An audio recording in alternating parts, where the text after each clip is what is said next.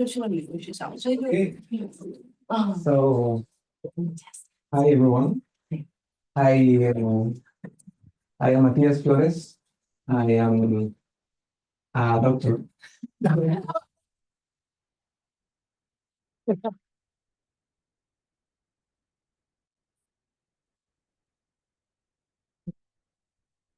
In development sociology. And yeah, so I'm really excited to be here and be here today. It's not just because of the PhD, but also it's getting closer to too close a chapter of our life and with Ali, and I'm really happy to go back to Chile, which is not the same to say that I'm trying to live. But well, today I'm going to share with you the results of my dissertation. It's been a whole journey, and I want to thank Scott and all the committee members, Talia, my wife, for all these years of support. And let me say, well, I studied community engagement, and I'm going to talk a lot of things. But I'm going to start with a bit of my work and how I ended up doing this thing. So my first approach to community engagement was when I was an undergrad student in 2011, in the middle of a social movement that started. That it was 8 months of a strike it was my second year in the university, and we were doing community organizing work. When we came back from that strike, we wanted to continue to do this organizing work in the middle of this movement, but we had to do our classes, so we didn't have the same time. One of the professors in my department, the Department of Sociology, told us that we were able to continue to do that work through our teaching, our studies in University of Chile. How? I was majoring in sociology, participatory action research. It was a possibility that we were able to do in his class, but also he was telling us that that's also part of the history of what Latin American universities usually do. It's not something in the margins of the university, it's part of the missions of the Latin American universities. I felt so welcome in that space, and that I decided to continue doing that work. But also interested in that history that he was telling, because there were no books about this kind of work or in that history, but was something that people knew. So I wanted to continue that work as an academic career. So my undergrad thesis, but I also as a staff member in the University of Chile. So I worked as an administrator in the Office of Community Engagement at the University of Chile. And I decided to study my Ph.D. after getting all that background and information. And I decided to study here in the US because in the last 30 years, there was a revival in the interest of the role of the universities in society as part of this huge myth of the knowledge society. And the thing is that in that revival that started in the US and Europe, this history of Latin American universities was not part of that conversation. It was something that it was supposed to be created here in the US, something really innovative called community engagement, that was better than public service and things like that. So I wanted to study here because I wanted to know how that myth started and why this other history was not included. So my work ended up being, as a sociologist, I have 3 lines of work, but if I wanted to understand what is happening in community engagement now, I needed that history of community engagement to try to understand what is happening now. But there was nothing. So I also created a line of work on recovering that history on community engagement. That is the photo that is there. And that's what I'm trying to do. But also promoting a global dialogue on community engagement. So trying to reach other experiences, not just in the US, in Africa, in Asia, in other places, trying to recover these other traditions that were not included in this bigger narrative. But my dissertation is something about the specific context of Chile today, what engaged scholars are doing now. And just about a bit of how is community engagement research currently. There are 4 different angles to study this thing. One is avoiding the topic. So people that is doing the research of universities or research on higher education, they don't talk about community engagement. It's something that is always in the margin. There's not, research is more about the access to the university, the impact on, or the rankings of universities and things like that. Community engagement is never included. But there's other approach, that is the managerial approach. So if you Google community engagement, you will find books that are mostly dedicated to promote and share the best practices of community engagement. Or studies that are trying to generate the best models to try to connect with the community, the best indicators to assess a practice, as being the goal to do it better, without asking what are you doing and why are you doing that.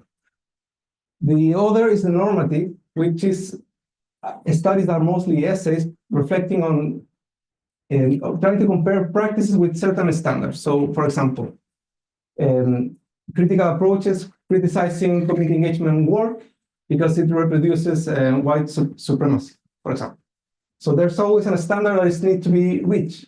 Even is that critical enough or not, or also trying to change the concept. So, for example, the change from public service to community engagement is always with the standard of, well, you'll need to reach this two-way relationship with the community. So it's trying to assess what is community engagement.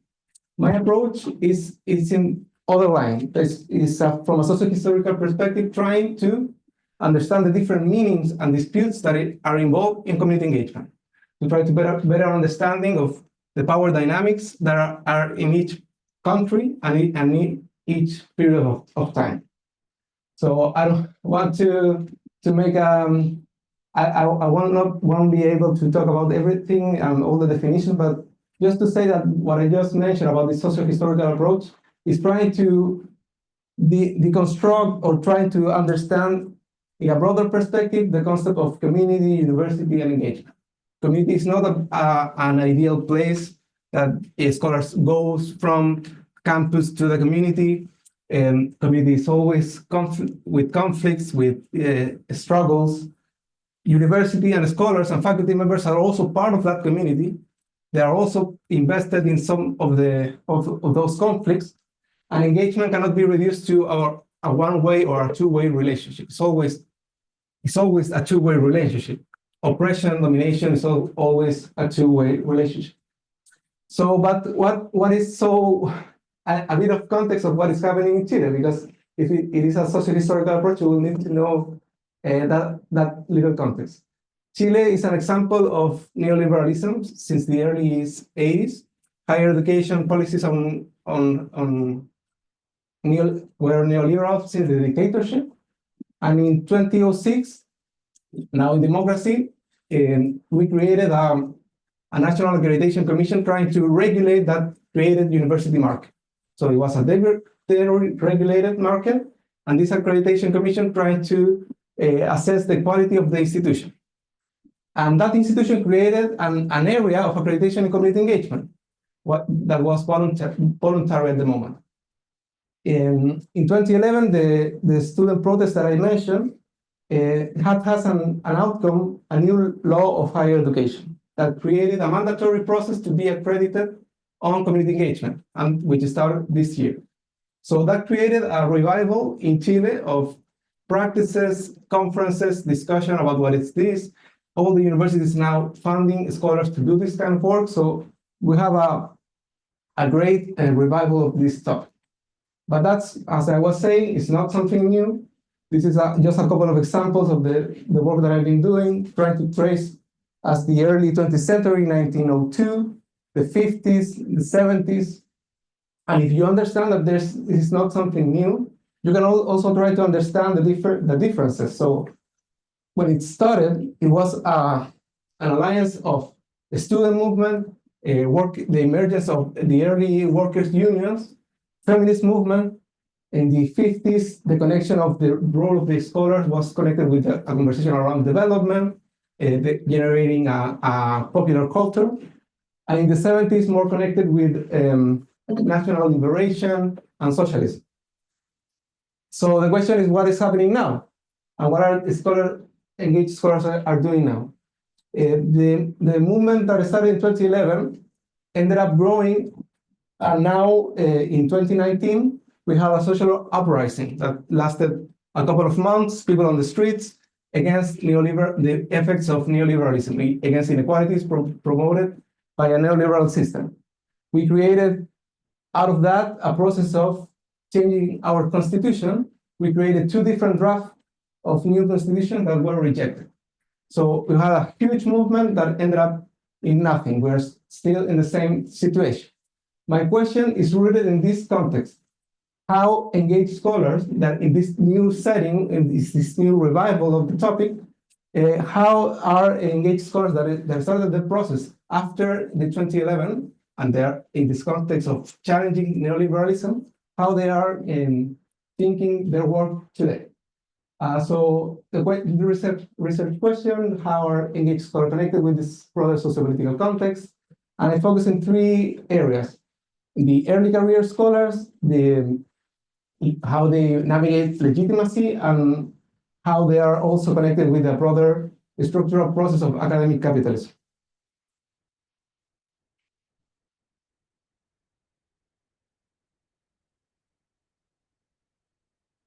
It is a qualitative study. I focus on the perspective of scholars. So there are other studies in Chile that are more connected, more looking at university policies, but I wanted to look it from the perspective of scholars.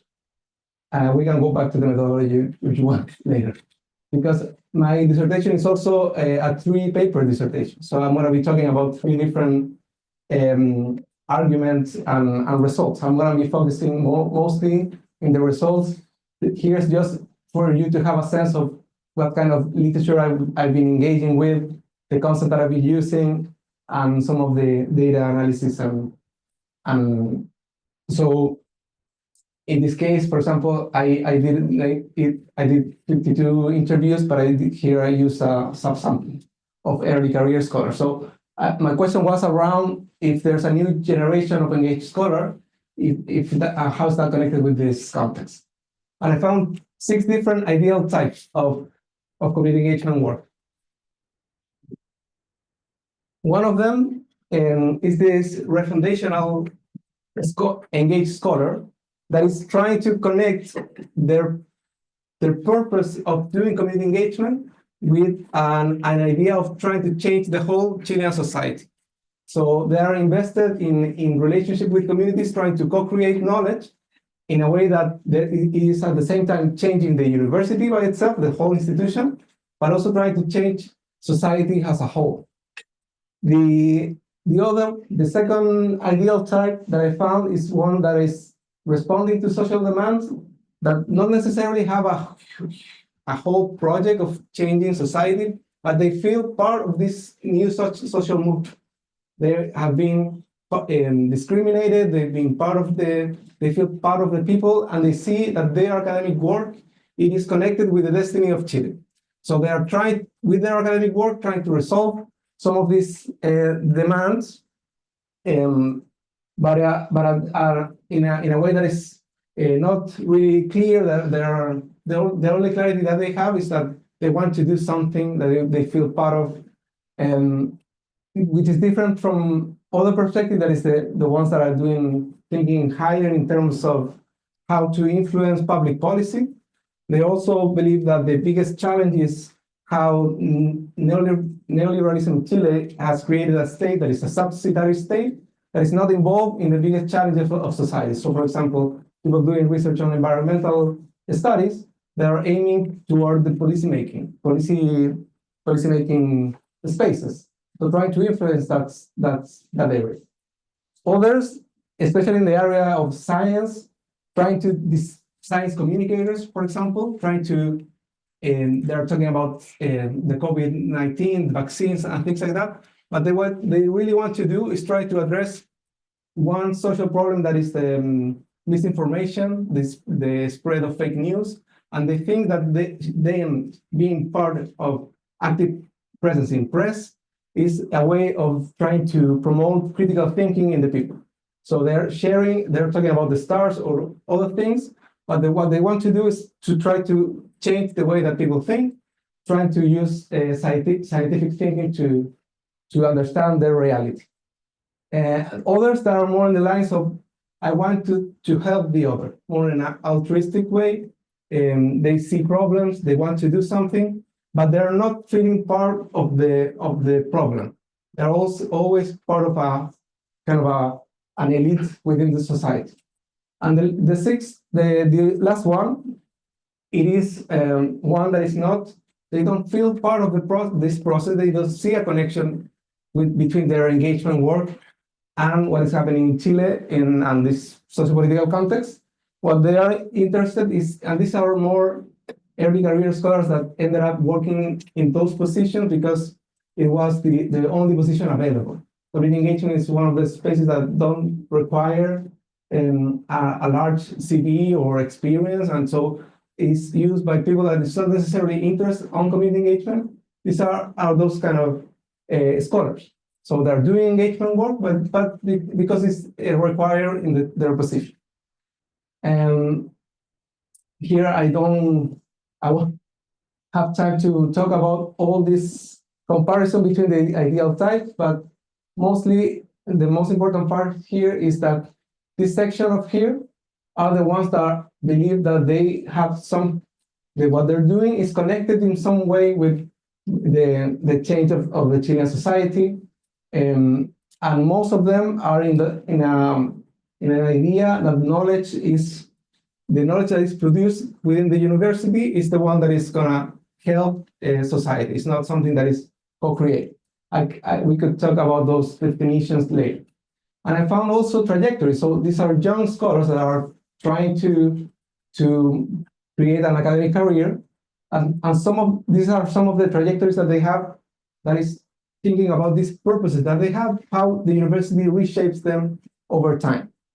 And the one that I want to mention now is this one, the last one, which is the desisting or the departure of engaged scholars. So people that stop doing this engagement work because either they are considered too political or too radical, so they are fired, something that is now happening in the US, for example. And others that believe that what they're doing, their kind of work, could be more profitable in other places. So those two things are the things that I'm going to be focusing I focus on the other two articles. One being the legitimacy that these engaged scholars have within the university, and the role of academic capitalism. So how is it something that is profitable both for institution and the scholar? So the second article is looking at this idea of legitimacy within the institution, within a workplace, where the university is oriented toward, there's a governance force orienting the work of the universities, which is the world-class university. That is the US research university model applied for all the universities in the world, expressed in global rankings. So universities in different countries are looking at this ranking and trying to progress in their position.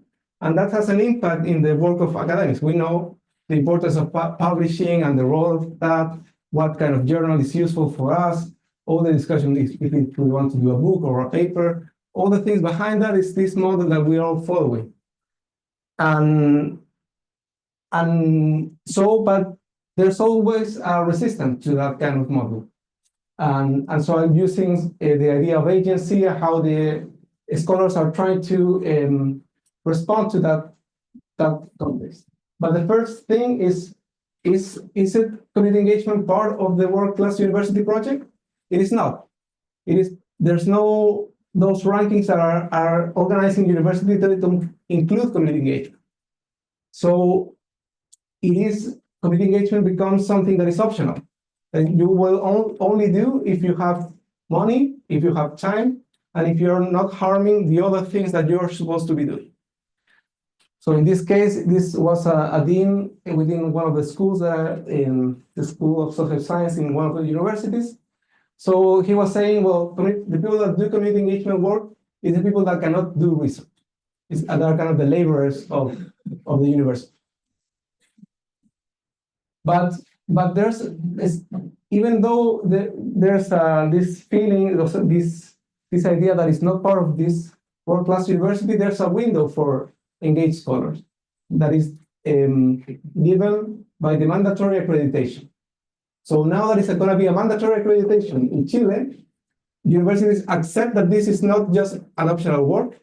It is something that the universities have to do because they want to have the accreditation. Accreditation has been a proxy of excellence, but also something that is a reputation for them to have more students.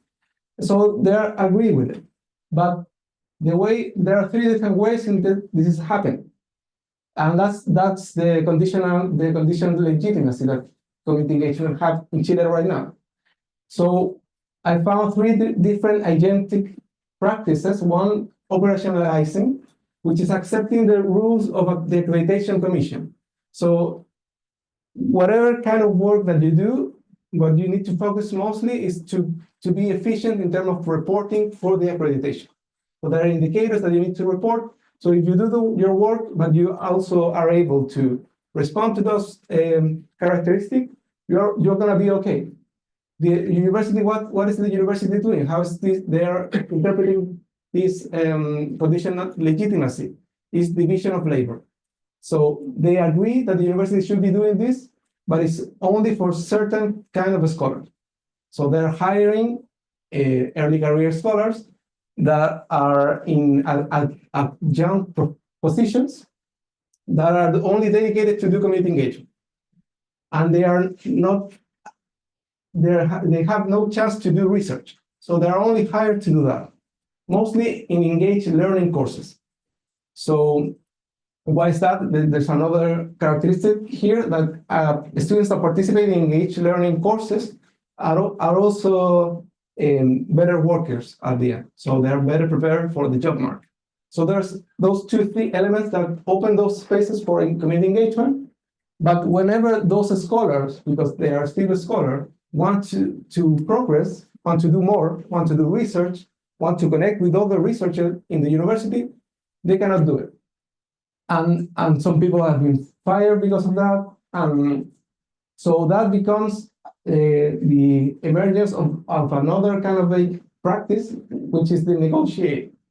And negotiators, what they're doing is trying to, well, they are internalizing all the pressure of this optional work. So they are working on the weekends, they're being held by their families, members, to conduct their work, because the university will get that far. They will help you to do community engagement, but not in the way that you want to do. They also disagree with the idea that this is an optional work, and they believe that they are doing is something that is connected and a part of their scholarship. And there is, so they are trying to convince their colleagues that this is important. And they are drawing from other sources of legitimacy. For example, disciplinary turns and shift in the last couple of years. So again, environmental studies or scientists that are concerned about the climate crisis, and they're starting to do something. So it becomes something of their disciplines, and the recent shift within the discipline that is now not mandatory but legitimate to do community engagement. The role of the students, that students want to do community engagement, not just because it's something for the job market, but it's something because they want to change society. And also the legitimacy that is coming from that Chile is an underdeveloped country, and there's urgencies that need to be attended. For some, that is working, so for some other, it's not. And the resisting ones are the ones that are considered that there's, so they're critical of community, they're critical of the world-class university, academic capitalism, and they're drawing from this history of the Latin American university. So they're trying to build a different scholarship as a whole. And they're in that clash of interest with the the university. For some, it's been a process of that is also being pressured. So, for example, they call them radicals, communists, terrorists in some cases. But some others have been invited to create changes in the community engagement policies of universities. So there's two examples of people that have been prosecuted, but others that have been able to create change in their institutions. And lastly, the article that is looking at an academic capitalism. So here a bit of the background in terms of what is community engagement and how it's perceived. Usually community engagement, it is perceived as something that is a response to neoliberal policies in higher education. So instead of answering to economic needs, community engagement is answering to society needs, and a broader perspective, not just the economical pressures. But all the evidence of the few studies that have been focusing on this relationship between neoliberalism and community engagement has shown that there's a combination of interests. There's no an opposition of the two things. For some, they interpret as neoliberalism altering or changing the principles of community engagement, but for others, it's trying to understand how they are entangled. And in this case, so my work is looking at the concept of academic capitalism, but also drawing from STS and the history of universities, the idea of co-production. It's not just that the university and community engagement is the victim of capitalism, but also it's not just community engagement fueling academic capitalism. It's a combination of both, and it is an empirical question to be answered. So there are two dimensions of academic capitalism: the political economy and the organizational field. And just to, well, I'm going to be brief here, but the main thing is that, so those are the way that I'm operationalizing the concept of academic capitalism. But the biggest thing is that community engagement, it is a tool within the university market for universities to build reputation and an image of in the case of getting the accreditation of an image of a university that is an excellent university, but also the image of this is a university that is concerned with the societal needs, which for a private university is important because they are perceived as some institution that is only looking for profit. But in the case of the public university that I work with, it was also a way of changing this image of students are all about protest and combative students, and community engagement became something that was more a different way to connect with the society. So, and that generates a change in how community engagement is perceived, but it's also and privatization. What it does make is how the university don't have funding to work. Community engagement becomes also a way of getting money directly. How the commodification of teaching is doing this is what I mentioned before, that it becomes, community engagement becomes a better way to an innovation in teaching, but in a way that is also a better service for the students that are clients. So it is offered for the students, and this is expressed in whenever there's a community engagement activity. A lot of the communications and marketing units of the universities are there that are concerned that this is being published in the social networks, and it is perceived by the scholars as something that is connected with this better product that the university is offering for their students. And that generates a concern in which the student now, it is also changing their perspective. So if they are treated as client, they are now wondering why they are doing this free labor for the university. Are they going to be paid? So there's also that change of dynamics. And the commercialization is when there's two phases of that. One is the classical, where the university sells services. So it is community engagement that is being offered for a fee.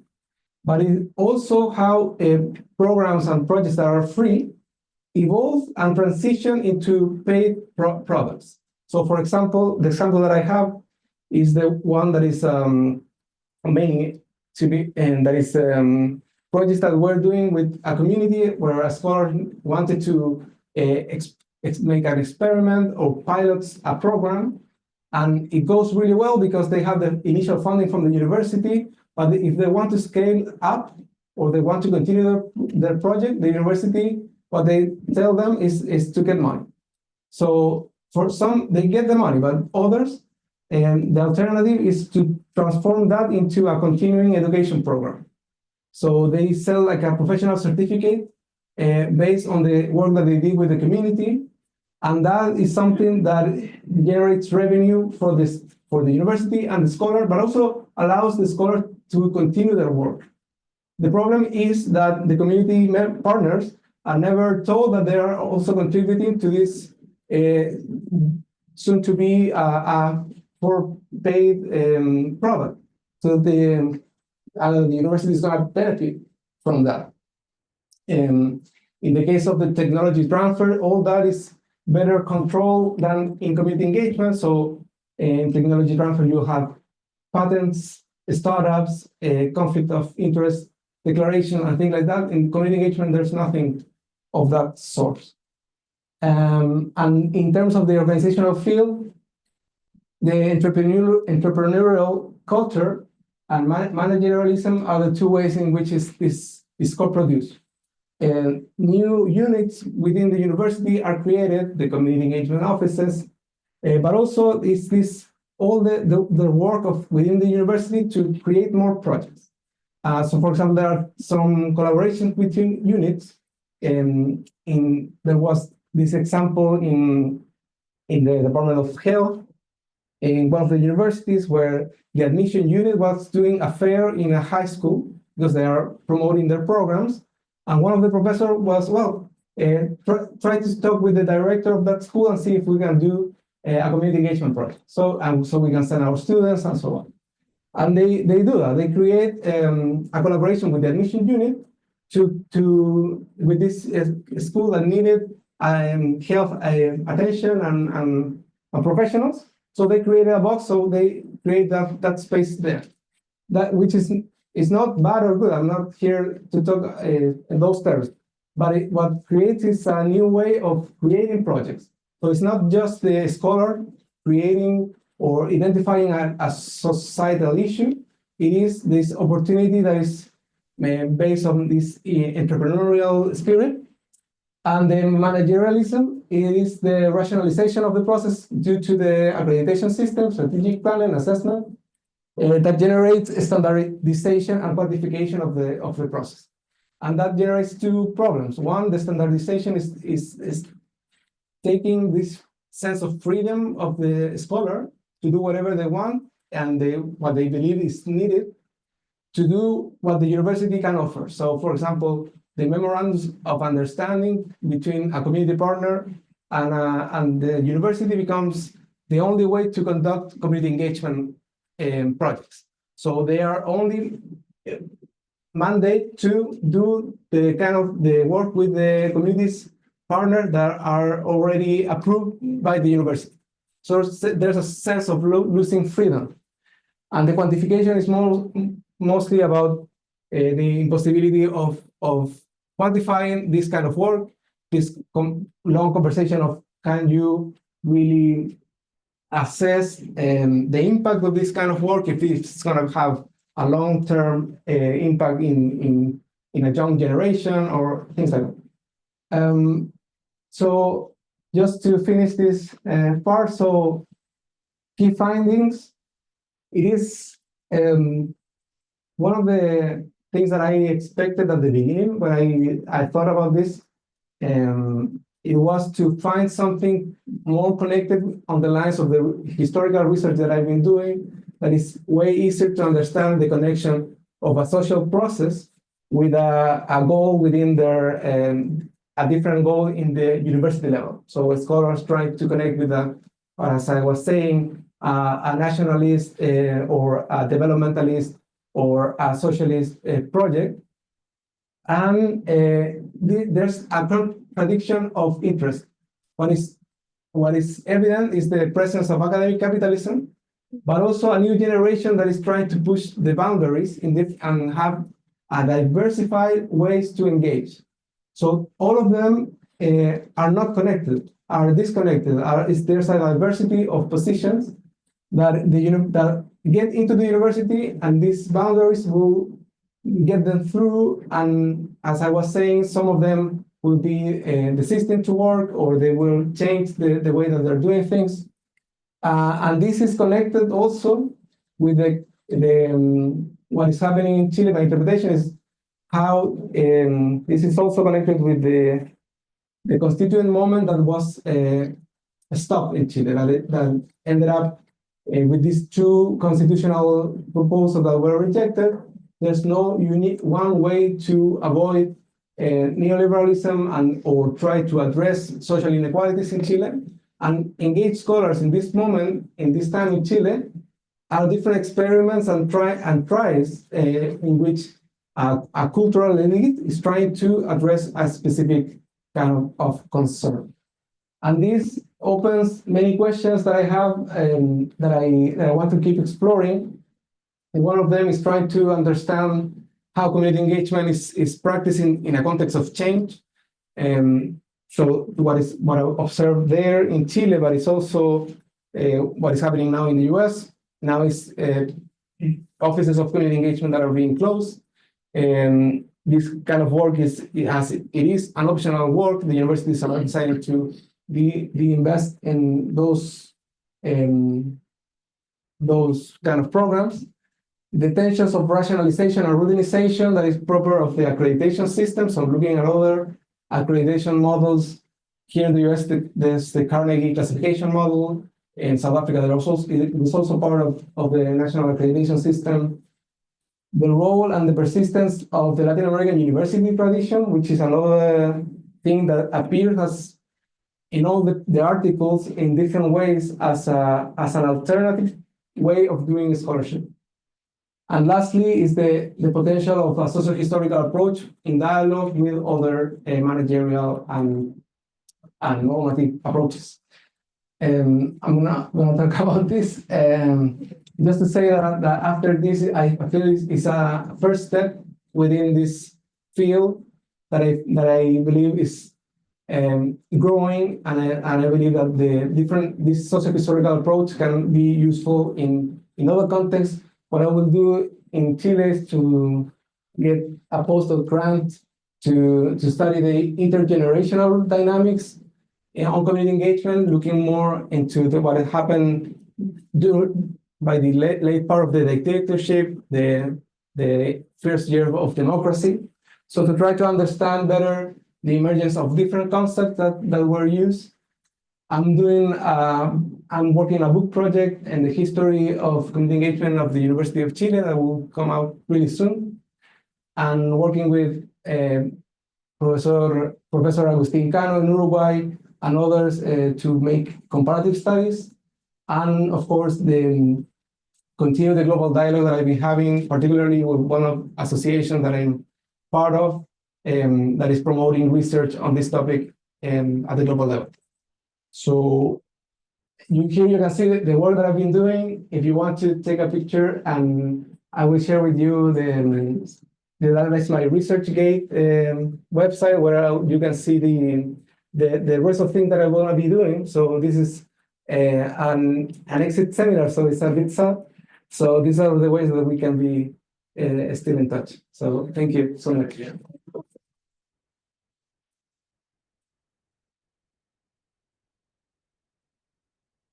So now I think we have time for questions, and yeah, we have 20 minutes. So thank you, Matias. It was super interesting. I have a couple of questions. The first is if you could expand a little more on where you got your observations from, like what universities, where are they located? Are they all located like in capital city or in urban places? And I had another one, but it just left my mind. So when it comes back, I'll raise my hand again. okay.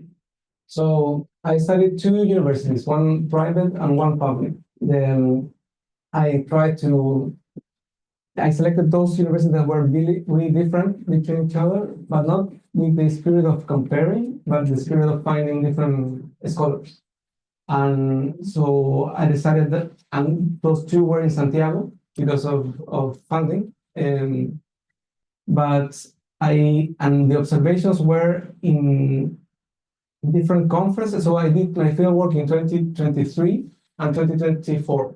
And both times I attended different conferences on community engagement that where engaged scholars from these universities were participating. And within the university, they have these local representative meetings. So they invited the engaged community engagement representative of all the schools. So I attended those meetings. And where what I observed was mostly this academic capitalism and the managerialism. So how this community engagement office work, they are concerned about the accreditation, and yes, that's the and how I ended up doing this work with the engaged scholars. I started with a list that was given by the universities, and then I moved as a snowball sampling in the two universities. And I have a sub-sampling of non-engaged scholars that I interviewed 12 of them that were also suggested by the engaged scholars. So they were perceived as non-engaged scholars. They were doing kind of different opposite kind of work in their opinion. And so I ended up also working with those from the two universities.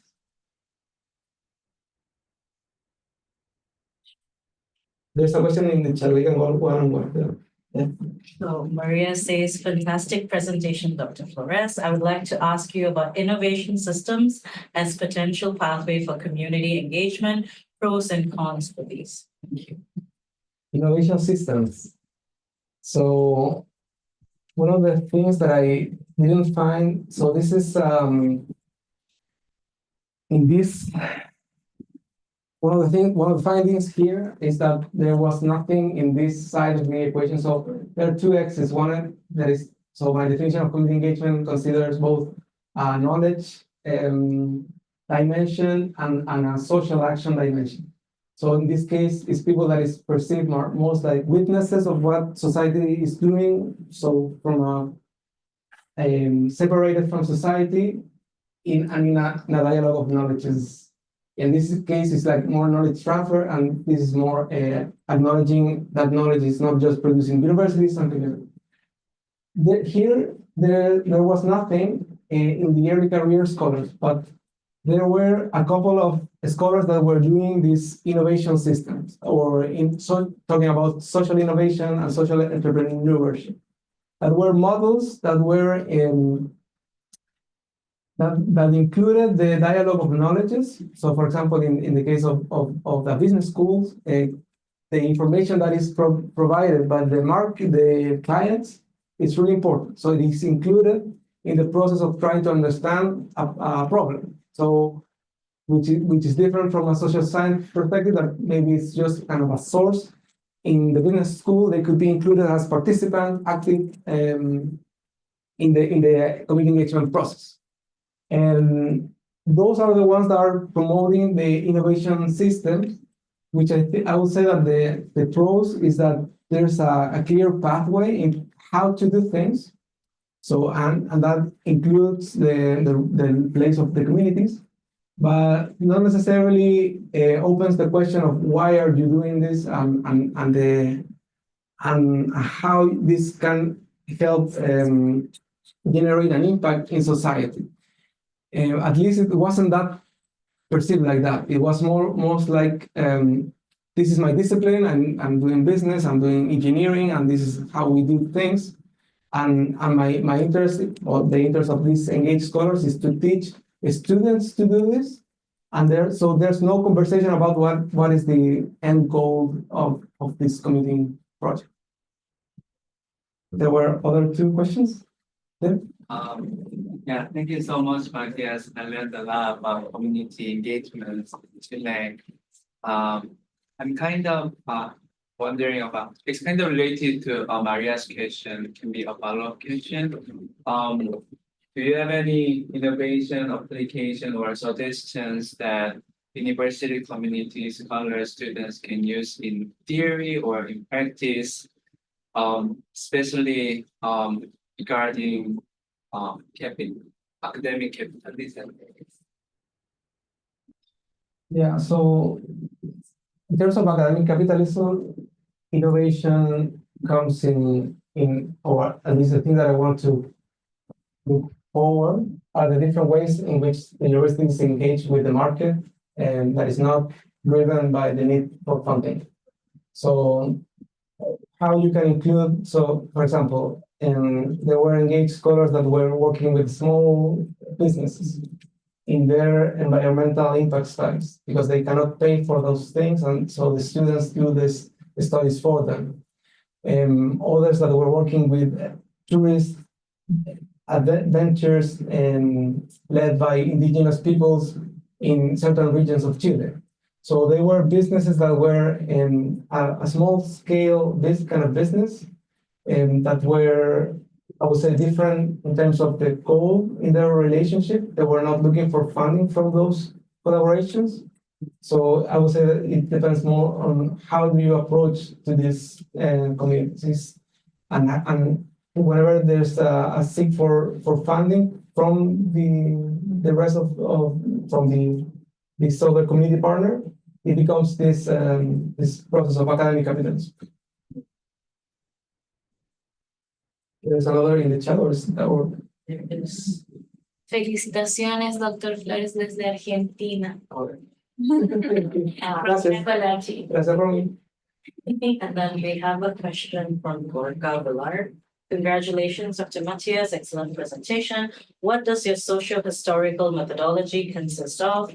Does it involve the systematization of archival document review, the review of historical literature? Yeah, so it is something that I'm developing as a process of so there's the socio-historical approach was part of one of my A exam questions. So for those here, you will understand, but it's my qualifying exams was about that, and ended up being published, so you can read it, and it is drawing from in part of the lessons from historians, doing research on the history of universities and doing research on the history of science, and all those books that you can read will always be critical of visions that picture the university as something isolated from society. It is always connected with society. It is always involved. So there's an insight from those historians in terms of how to understand the community engagement today. So all those ideas the basis of community engagement as something that a scholar is doing outside the wall of the universities are not part of a socio-historical approach. In terms of methodologies, I would say that is something that we are developing right now with other scholars trying to get into the archives of universities, but also the histories of engaged scholars, which is different. Because if you go to see the history of a university, you will see the policies, you will see the laws, you will see the discourses of presidents, but almost all of them that were protagonists of those materialities are people that are not engaged scholars. But if you go to see the programs and a department and the people that was involved in one of these engaged programs, community engaged programs, you will find also a different kind of archives, which is more connected with a social history of universities rather than an institutional history of universities. So that's kind of another way that we're approaching this socio-historical approach. And Scott is an example of that kind of work, looking at So looking at people becomes something else than just looking for inspirations or discourses, or it's more like they are an entry point to tell the story, the other stories of universities. Well, Yeah, thank you so much, Matias. I can tell this is like you have thrown your full weight behind this, and it really shows. I had a question about the capitalization piece. You mentioned there's sort of two branches of this. There's kind of one that provides seed resources for projects that might have a shelf life beyond the student or the professor's time at the university. But then another side you mentioned offers services for a fee. And I guess I'm just seeking clarification, like what does that look like? What are these services, and who is the kind of external web of actors or companies that might benefit from this new expertise that the universities are encouraging? Yeah, so there's something about studying academic capitalism, which is interesting. The theory came from looking at global north universities.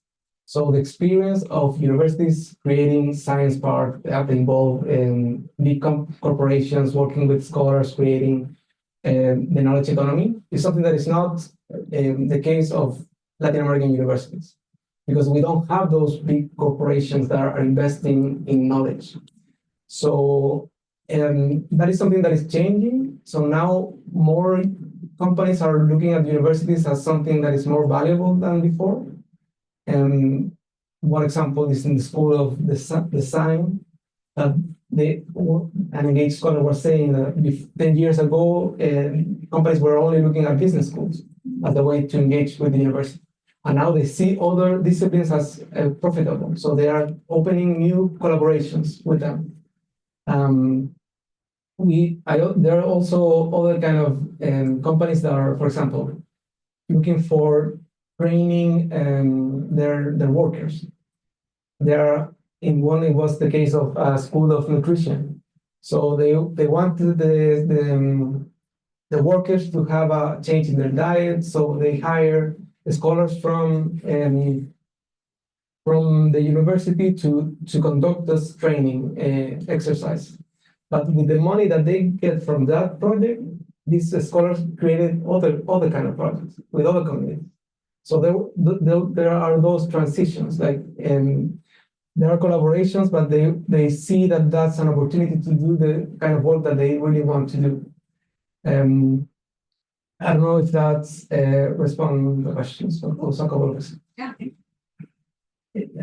There's more chat. Just congratulations. Yeah. Okay. Yes. Yeah. Well, I will start with the congratulations again, Dr. Flores. And my question is kind of a follow-up question in terms of that. Thanks for explaining again that brilliant idea of academic capitalism.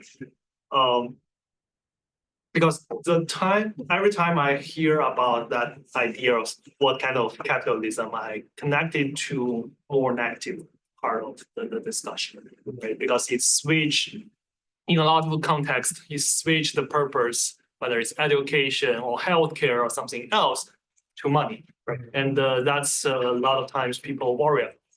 But in your explanation, it seems there's good things about it. And that's a lot of times by industrial leaders of businesses, that's their argument, right? That here in America, lots of great universities are actually funded by that. So I want to hear your opinion on that, like what are some positive and negative things in this process of capitalization?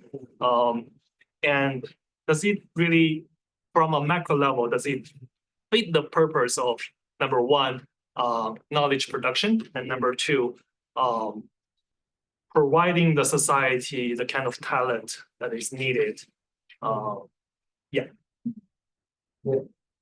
So I wanted to keep this slide because academic capitalism is one of the things that are new in community engagement. So before, there were always a thing in connection with companies.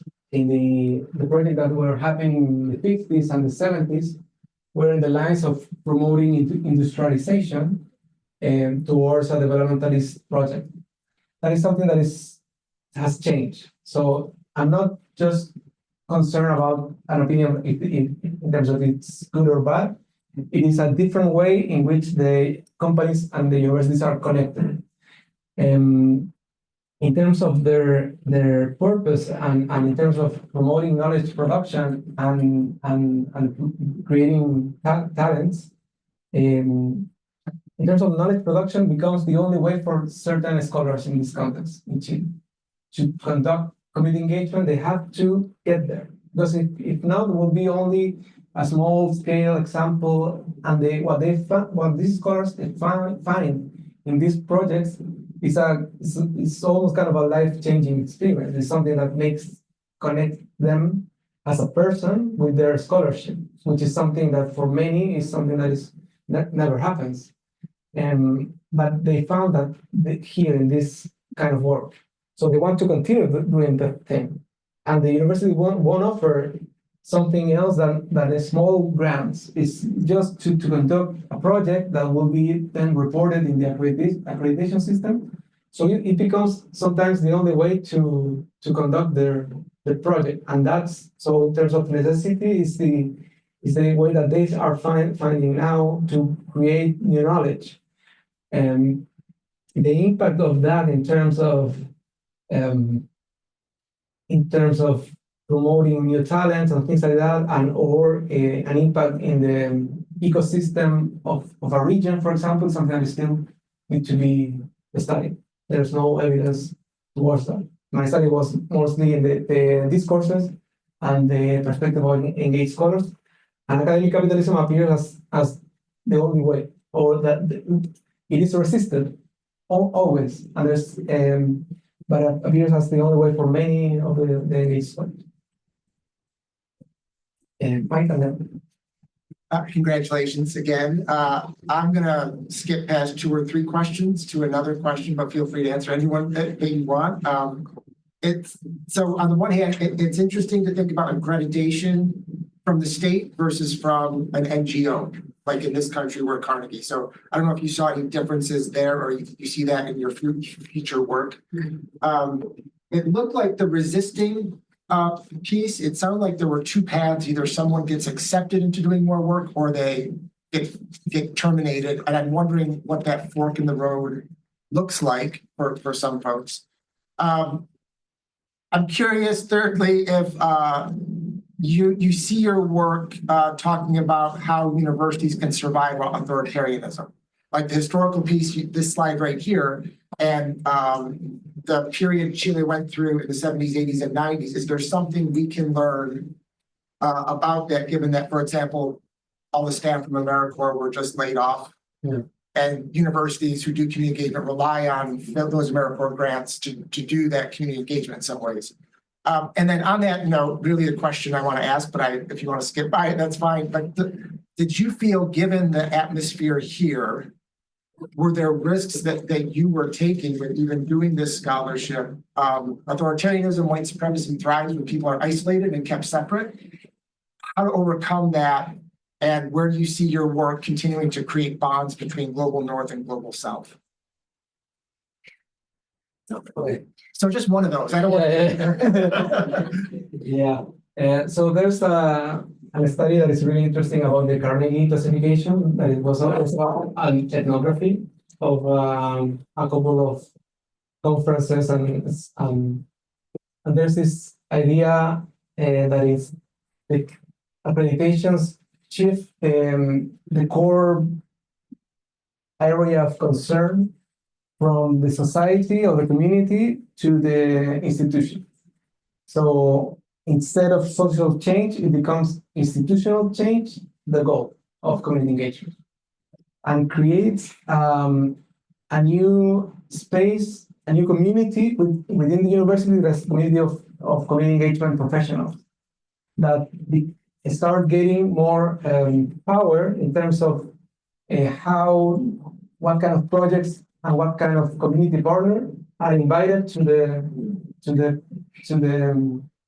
to the project, which is different. If you don't have an accreditation, you won't be worried about those kind of things. The case of accreditation in particular is that you need to report. So you will be looking for community partners that are easier to have data that could be used in the reports. So that generates a change, either if it comes from an NGO or state or other. That was something that I found a connection with what was being researched here in the US. And about authoritarianism, yeah, the history of community engagement is a tragic history.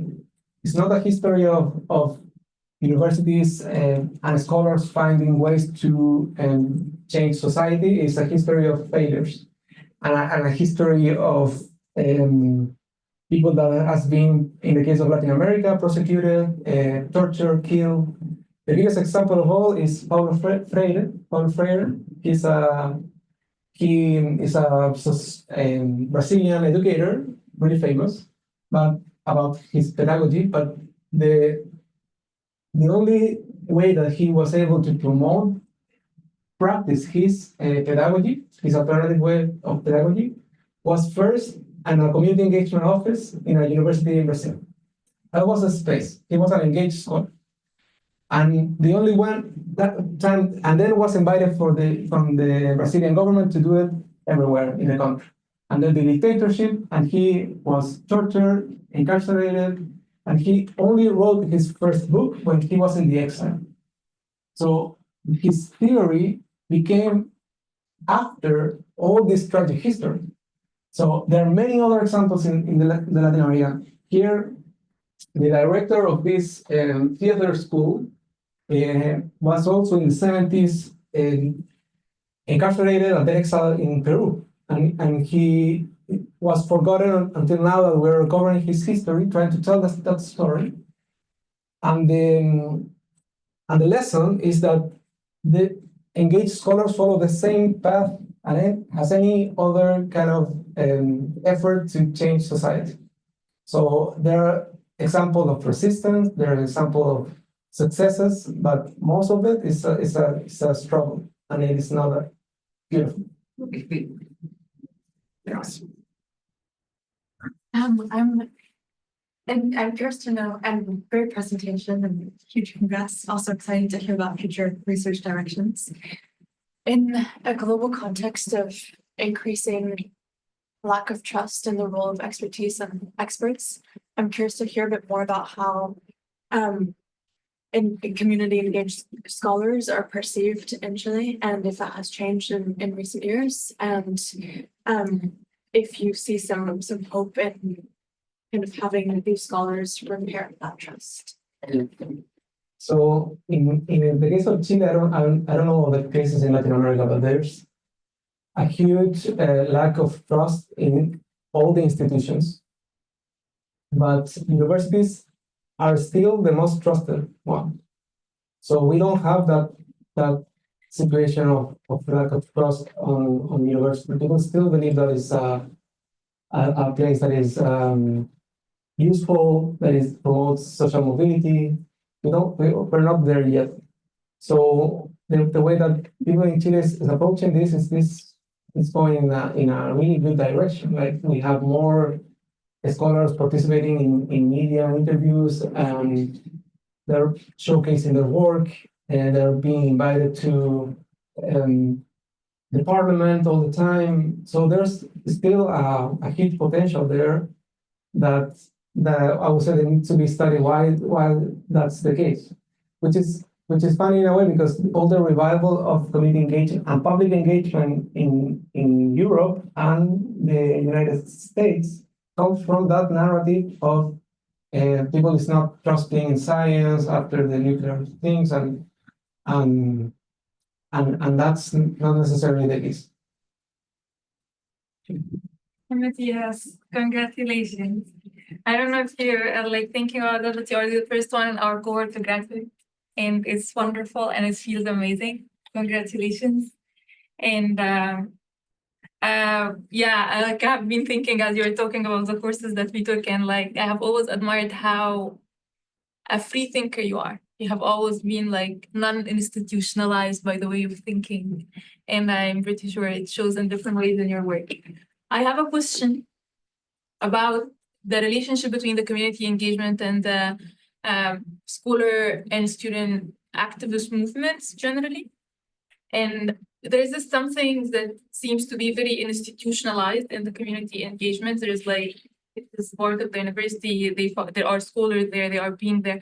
So is there any overlap between those? Is there any channels that can, because I feel like it's wonderful, your analysis was very intriguing in a way, and I feel like the scholars and the students movements usually are lacking into the organizational side when they become institutionalized. Like they want to work as a revolutionary kind of activist mentality that is more radical. And when it comes to negotiation and when it comes to being institutionalized in any way, they lack that edge. So have you seen either historically or in the current case any Yeah, well, my master thesis was looking at part of the history of Latin America. So the history of Latin American community engagement is told as in the early 20th century, there was a huge student movement in Argentina, that they occupied the university and created a university project that is the Latin, now understood as the Latin American University Project, that includes autonomy from the state, democracy in the government, where students, professors, and workers or alumni vote in all the concerns of the university, and community engagement. So it was an attempt of eradicating and erasing the colonial history of universities. So, but there's not much attention of how it transitioned from students doing this thing into the university accepting it as part of your mission, which is not the case. And what I did in my master was looking at the history of a woman that was the first woman to become a professor in Chile in 1922. And she was all over the place in the history of this university in terms of community engagement. But nobody paid attention on how and why. And she was one of the key explanation that illuminated this transition from activism to institutionalization.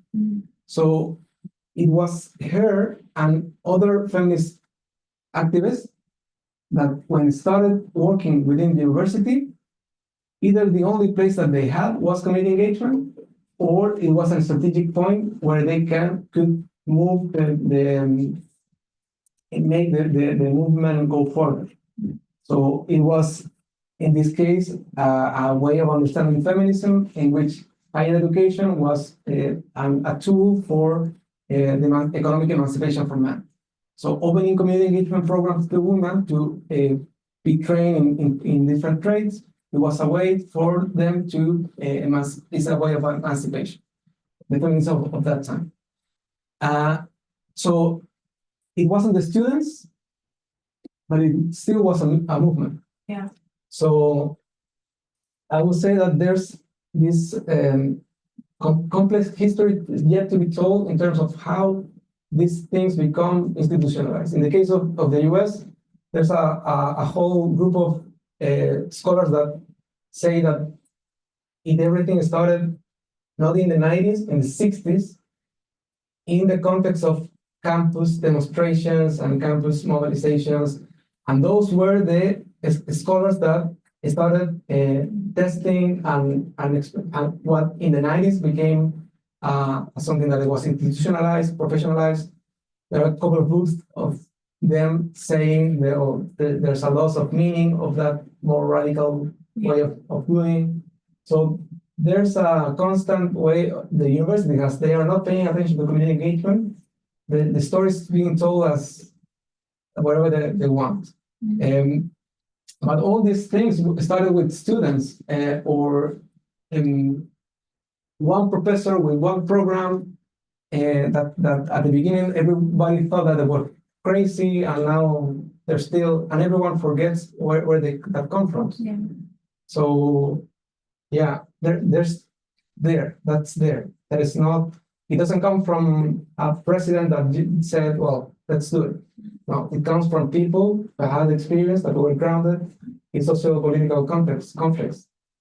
That's the history of community engagement. So last year, when all the encampments happened here, and there was this call for the People's University, those were created in this time, in the 1907 in Latin America. Those were the first effort when students were working with the first unions that were created in Chile, for example. They created the People's University that were the kind of the core of and the training spot for new scholars and new activists and new politicians, and that became. So it is. I think I see all those connections. So yeah. Yeah, I don't know how we're time. We're a little bit past, but if you want to keep going. Just really relevant congratulations from people that I know that are as proud as I am. This come from Chile. Manuela Flores says, felicidades, doctor. Dana de Silva, felicitaciones. Y Cecilia Gonzalez, congratulations, doctor. Well, my family is coming for the commencement too, so you will meet them. Gracias.